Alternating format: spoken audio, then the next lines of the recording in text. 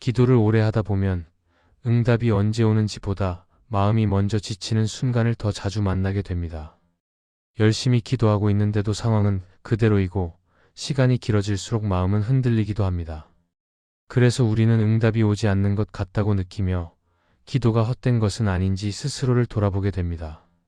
그러나 하나님은 우리의 기도를 흘려듣지 않으시고 우리가 보지 못하는 자리에서도 일하고 계십니다.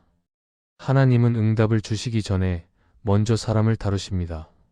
상황을 바꾸기 전에 마음을 만지시고 결과를 주시기 전에 방향을 바로잡으십니다. 그래서 응답은 갑자기 떨어지는 것이 아니라 준비된 과정 속에서 다가올 때가 많습니다.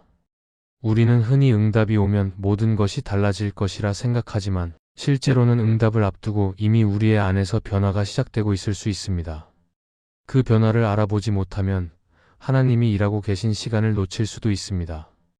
오늘 우리는 기도의 응답을 앞둔 사람이 공통적으로 겪는 변화를 통해 하나님이 어떻게 우리를 준비시키시는지를 함께 바라보려 합니다. 오늘의 주제는 기도의 응답을 앞둔 사람이 공통적으로 겪는 3가지 변화입니다. 첫째, 기도의 응답을 앞둔 사람은 마음의 방향이 바뀝니다.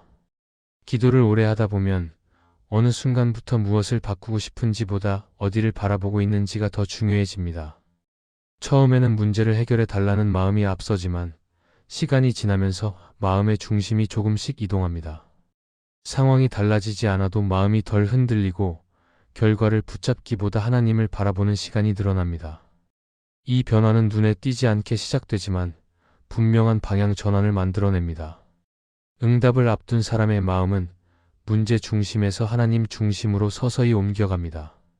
이때 마음의 관심도 달라집니다.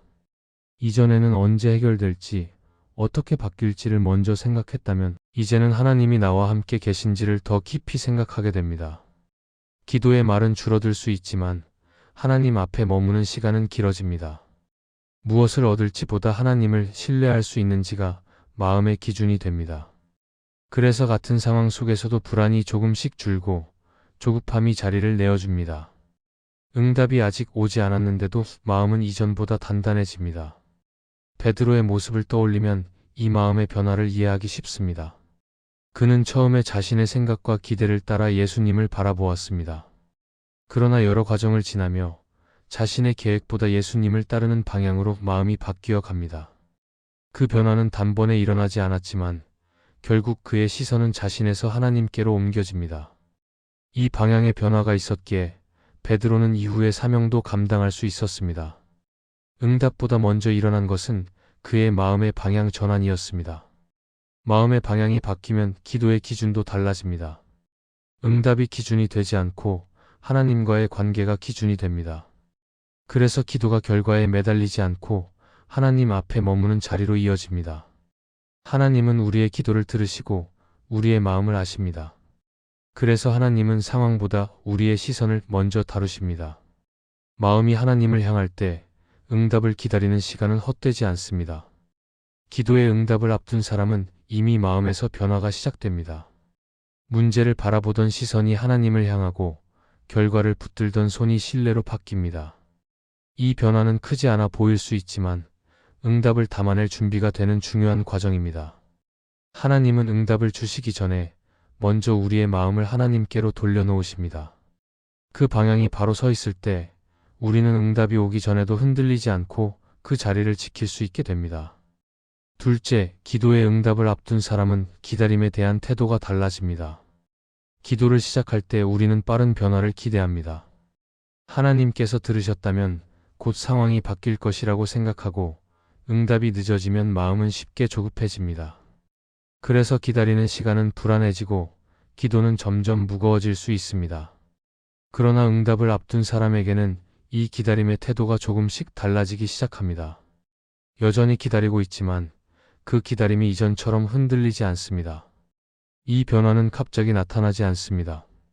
어느 순간부터 응답의 시점을 계산하지 않게 되고 오늘 하루를 어떻게 살아야 할지에 더 마음을 씁니다.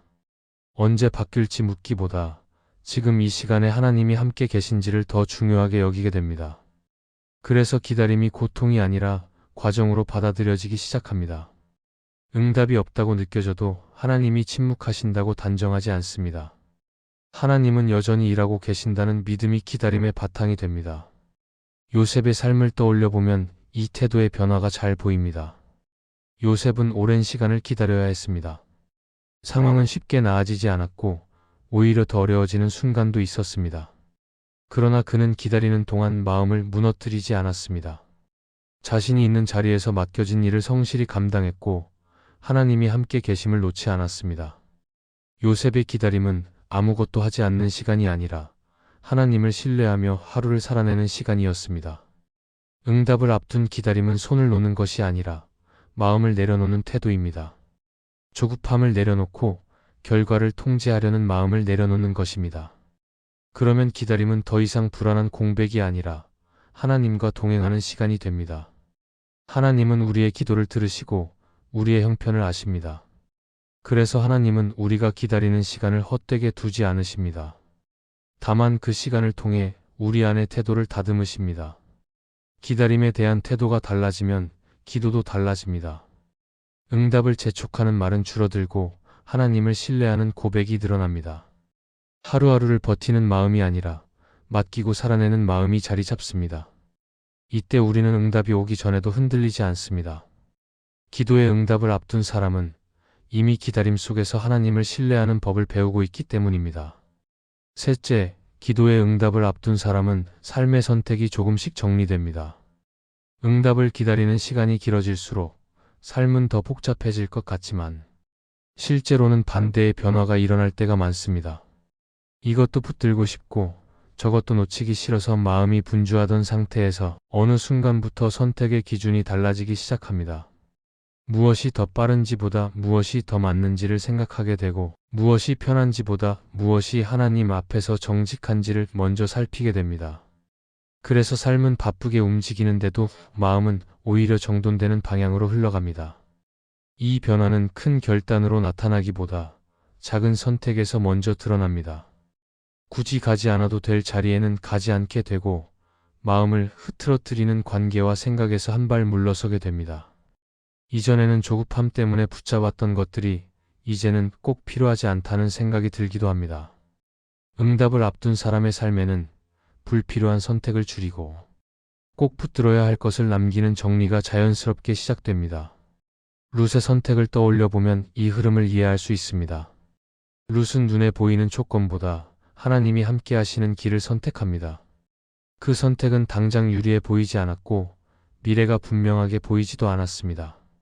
그러나 그의 삶은 그 선택 이후 점점 정리됩니다.